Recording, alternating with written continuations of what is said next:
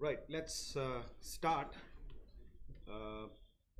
We started off with the chapter on communication yesterday, and we also got to know why it's essential for everybody to communicate, right? Because communication becomes the key for every individual, right? Imagine a situation where you are prone to not communicate with people at all for a day. You may feel that there's a certain void in you, right? At times, I'm sure these are instructions told by certain teachers in class. I challenge this particular student who is a chatterbox, who is always talkative. Can you not talk for at least a 10-minute period, so that I'll offer you a chocolate or something like that. So it goes on to say, or it augurs well, that communication is very much essential, and it's only fair that you communicate at every point in time, right? So what we're going to do hereafter is to understand the various intricacies, the various segments, the various chapters, the various components that become very essential for us to connect to the larger idea of communication as a whole, right? So to begin with this particular chapter, we are going to discuss three things specifically. Number one, sentence types. Number two, active and passive voice.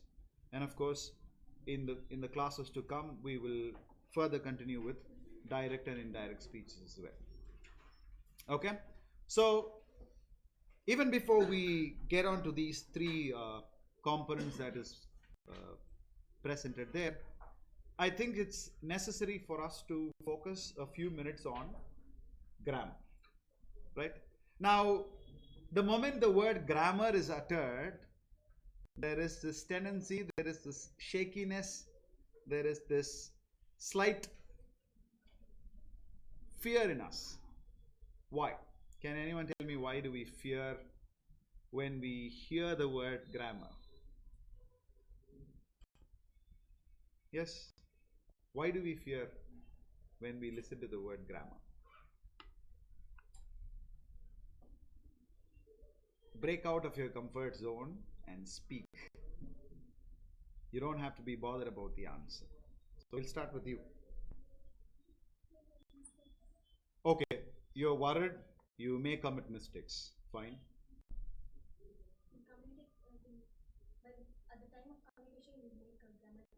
Okay, so grammatical mistakes in specific. Fine. Same thing. Almost the same thing. Anything else that you would like to add further than mistakes as such? Grammar, the other word for grammar is the perfection in language. Okay. Which perfection means we don't know what exactly, we are not aware about. All right. Like what exactly the perfection. All right. So to reach up to that point. You're not really sure. Yeah, whether I'm right or wrong. Right. So there's always this tentativeness in each of us, right? We are not really sure if we are speaking appropriately, if we are communicating appropriately. So when all that you need to understand is, when you speak language in a particular fashion. And of course, it's essential for us to understand how you ensure that you make sentences, or you speak your sentences through grammatical components, right? And that's why, when you start with grammar, or when you started off with grammar in your schools, you would have been given certain minimal grammatical units, right? What are those minimal grammatical units that you would have heard, that you would have read, that you would have discussed in school? Maybe you would have started off with something called as the parts of speech. And how many parts of speech are there? How many parts of speech are there? 8 parts of speech. Okay.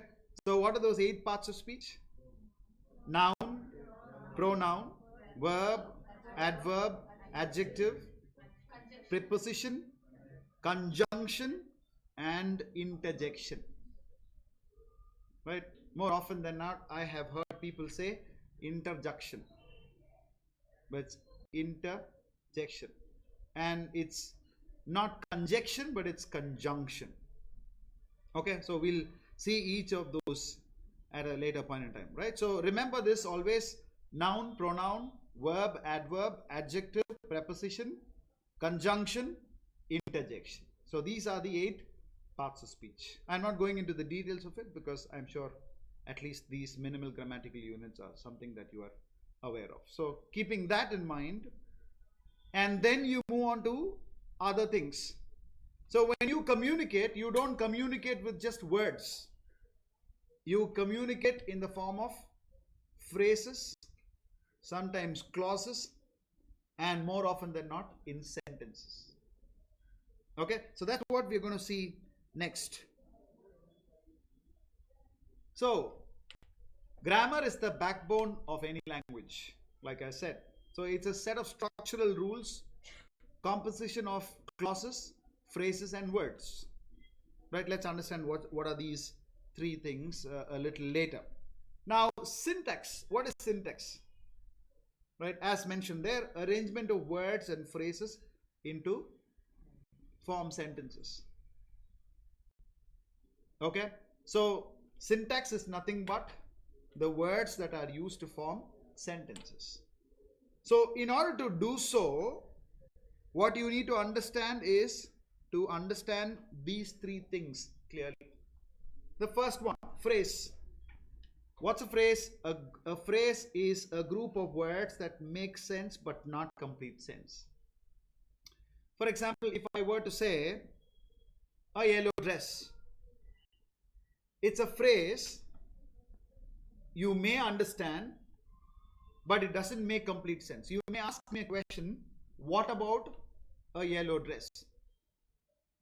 Okay, so when I am specific in saying the girl wears a yellow dress or the girl is wearing a yellow dress, then that becomes even more complete, that it becomes even more easier for you to understand. So when I use phrase as such, a phrase or phrases, when I'm communicating as through phrases, then I'm not communicating appropriately. It doesn't make sense completely. But you can still understand what a yellow dress is. At 5 o'clock. What about at 5 o'clock? Meet me at 5 o'clock. I have a party to attend at 5 o'clock. The program begins at 5 o'clock. We will come home at 5 o'clock. We will reach home at 5 o'clock. So these are various sentences. So as such, phrases make sense but not complete sense. Okay, so that's the first thing that you will have to understand. The second one is a clause. A clause is a group of words where it has a subject and a predicate. It has a subject and a predicate. Now, what is a subject? What is a predicate? Now, let's understand this sentence. I go to school. What is the subject here? I alone is a subject. Go to school is a predicate. So what does it say? A group of words with a subject and a predicate. And then there are also different clauses. There is a main clause and a subordinate clause. Okay, so what is a main clause? Sumit lives in Mumbai. That's a main clause, right? Why is it a main clause? Because it's complete, it has a subject and it has a predicate. So Sumit, the subject, lives in Mumbai is a predicate. So that makes a main clause. A subordinate clause, look at this particular sentence. This is the place where the accident happened. Right? So where the accident happened, there is the subordinate clause. So if I say this is the place, do you understand? Yes, you understand, but then it does not really communicate certain specific details. So when you say this is the place where the accident happened, then you understand what is the reason, or what is the cause, or what is the content that is being communicated.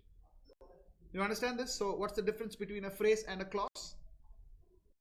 A phrase is something that yes, a group of words that make sense but not complete sense. Whereas a clause is something which is once again a group of words which has a subject and a predicate. So a sentence is more entwined or in tune with the clause. And then when you discuss clause, there are two different clauses, main clause and a subordinate clause. A subordinate clause, once again, may not necessarily be complete. Where the accident happened, it doesn't communicate well. This is the place, doesn't communicate well. If there's a conversation and suddenly your friend says, this is the place, what about this place? This is the place where the accident happened. Then you understand it. So these are the differences between the phrase and the clause. Shall we go on to the next one? Yeah. So next one is what we will focus enormously here. Sentence. A sentence is nothing but a group of words that make complete sense to a reader. So when you read, you understand the sentence only when it communicates completely. Is that clear? So look at the examples. I like films. I like horror films. I like horror films which are based on true stories. And the last one, I like horror films which are based on true stories and terrify me completely. So each of these sentences are complete sentences and they are also grammatically correct sentences. So what we need to understand is, in order to speak fluently, in order to write fluently, you need to have grammatically correct sentences. You need to construct grammatically correct sentences. I like films. I is a subject, like is the verb, films is the object. Subject, verb, object, the first pattern of sentence, S-V-O. The second one, I like horror films. What sort of films? Horror. Right, so it adds to the matter that is given there. The next one, I like horror films which are based on true stories and not fictional stories. So you're even more specifically looking at what you want to convey. And then the last one, I like horror films which are based on true stories and I like it only when they terrify me. You understand? So these are the 4 different types of sentences that I have come up with. And you can make as many sentences. We will also look at different types of sentences in the forthcoming slides. Now, when you talk about a sentence, or when you think of a sentence, these are the things that you will have to understand. The most important thing in any sentence is the sentence should have a subject and a predicate. All right. So look at this particular slide. Subject. What is a subject? Subject could be a person. Subject could be a thing about which something is stated about. Right. Let's say, what's your name? Aditya came late to the class. If I were to say a sentence like this. Aditya came late to the class. So Aditya is a subject. What is being stated about Aditya? The fact that he came late to the class is what is being stated here. So that becomes, Aditya becomes the subject. Whatever is being communicated thereafter becomes the predicate. Look at this. Predicate, a part of a sentence that tells us something about the subject. Right? So the late entry of Aditya is being mentioned through the predicate. Is that clear? Look at the sentences here. My brother works in Dubai. So my brother is a subject. Works in Dubai is a predicate. The train is a subject. Arrived late is a predicate. Sometimes you may confuse yourself by saying only my is a subject, brother works in Dubai is predicate. No. You should be very specific as to what is the subject, because it's very clear in the definition. Subject is anything that is a person or a thing. So my brother is a person. The train is a thing. All right, and look at the next one. The old woman. Here Just the old alone cannot be a subject. The old woman, what was the old woman doing? Was walking down the street. Right, so I'll just give you 2 minutes time, and I want you to come up with your own sentences based on subject and predicate. And I want you to construct your sentences using simple present tense. I don't want past tense. I don't want future tense. I don't want present continuous tense. I don't want present or past or future perfect tense. I just want simple present tense. Quickly take 2 minutes. Maximum of 5 sentences. I like to eat fruits. Very good. My mother is a teacher. Very good. That much. My mom is in village. My mom is in the village. My aunt works as a manager. My aunt works as a manager. My aunt is a manager. Fine. I'm listening to the class. I listen to the class. I am listening is present continuous. Okay, so more or less you're familiar with what is the subject, what's the predicate, right? So go back home and very clearly state what is a subject, what is a predicate. Moving on, let's focus on the next most important thing, types of sentences. So when you talk about types of sentences, there are 4 different types of sentences. Never forget this, right? Because at times it may become very important. There are 4 types of sentences. What are they? Number 1, declarative sentences. 2, imperative sentences. 3, interrogative sentences. And the 4th one, exclamatory sentences. Can you repeat? Number 1, right? Number 2, imperative sentences. Number 3, interrogative sentences. And number 4, exclamatory sentences. Let's understand each of those sentences clearly and also construct sentences based on these ones. Now, what's a declarative sentence? So the first thing that you will have to understand about a declarative sentence is simply make a statement or express an opinion. A declarative sentence is nothing but simply making a statement or an opinion. You express an opinion. Meaning to say, or rather you can say that in a different way, it declares something. It declares something. Okay? The second one can be positive, can be negative statements. It could also be a proverb. It could also be a universal truth or a suggestion. Look at the examples given here. What is the declaration? It is raining. So what's the tense there? Present continuous. Very good. It is raining is present continuous, and it is a declarative sentence. It declares something. What is it? That it is raining. Second one, the child is going to school.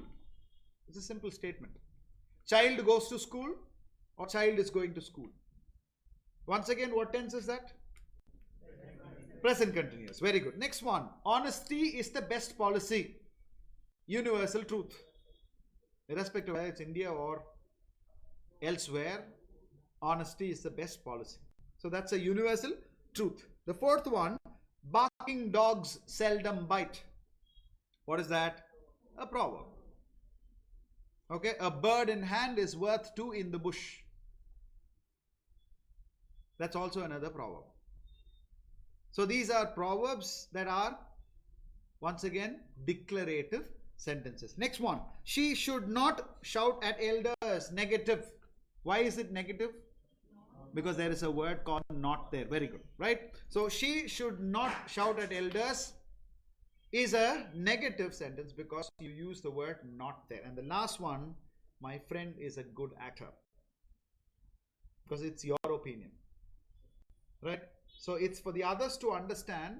When they sit and watch your friend perform, they will let you know if your opinion is right or wrong. You get my point? So these are the different set of declarative statements or sentences. That's the first one. The second one, can you think of sentences based on declaration? One after the other.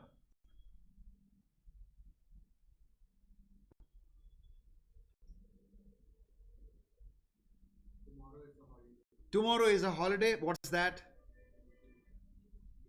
It is a declaration. Very good. The cow gives us milk. It's a universal truth. Very good.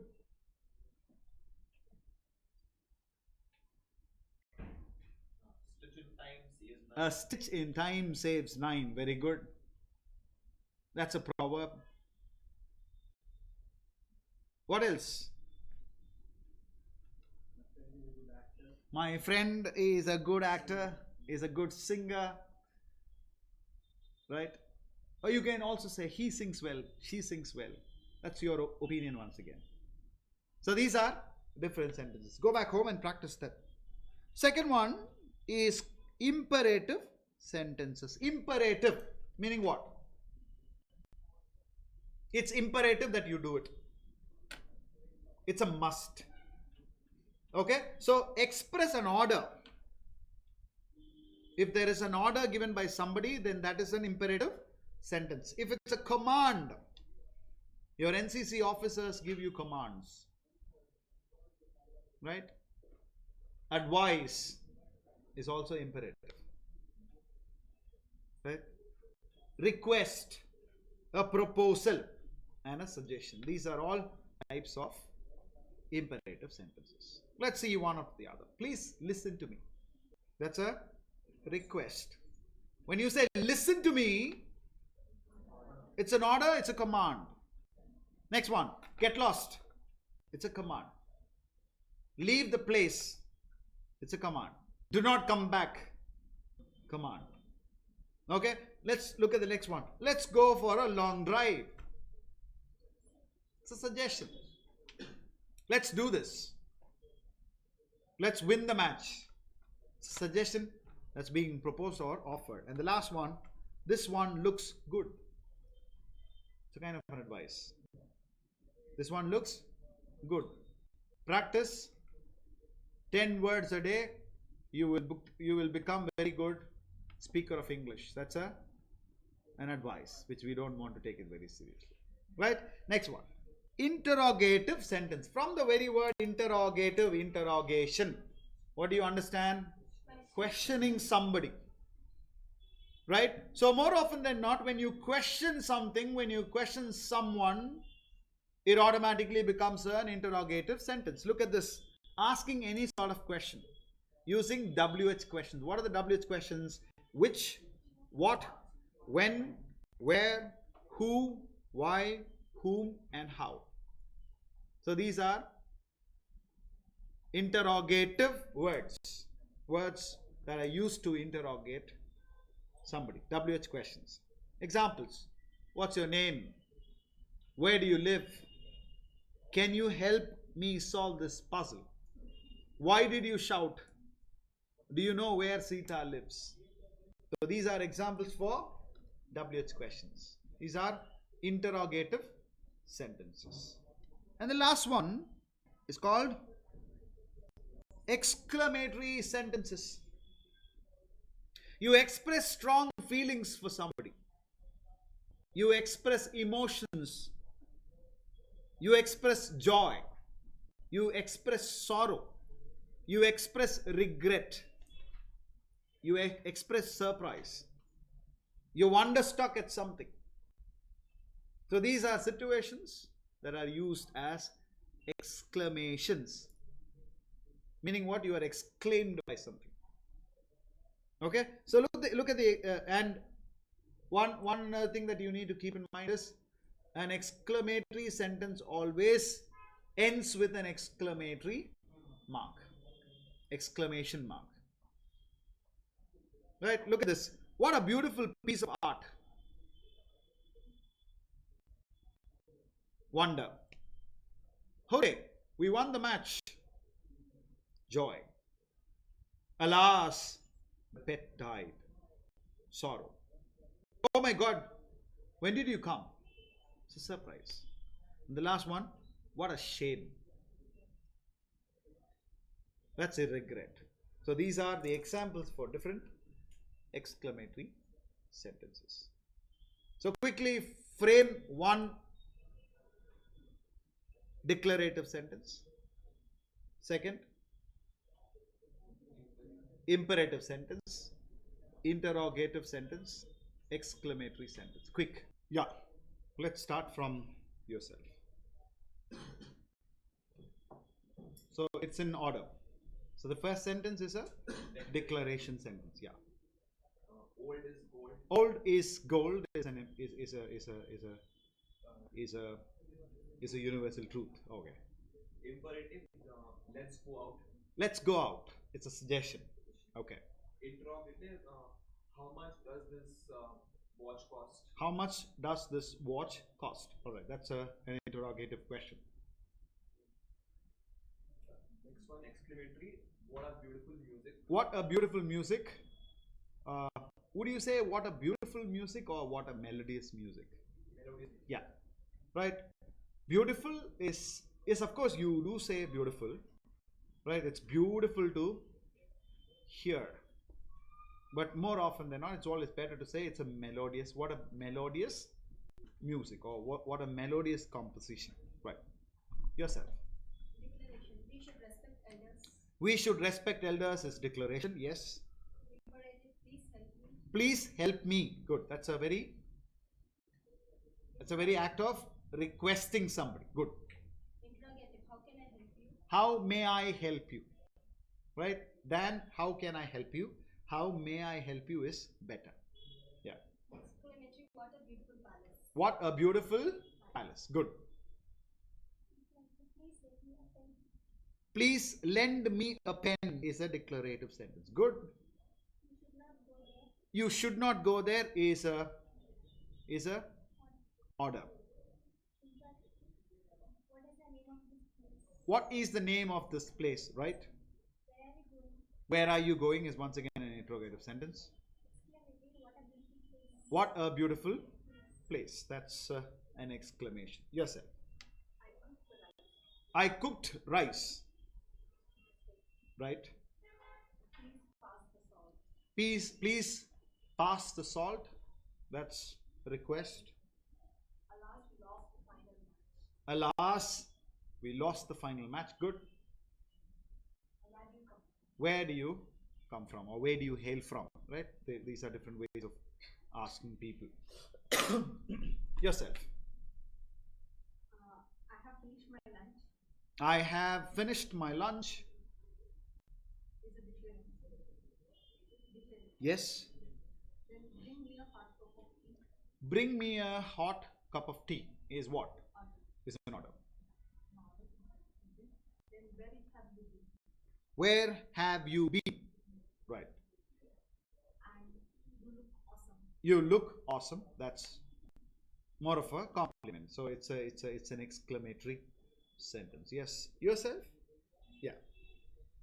It is a sunny day. It's a sunny day. Very good. It's a what?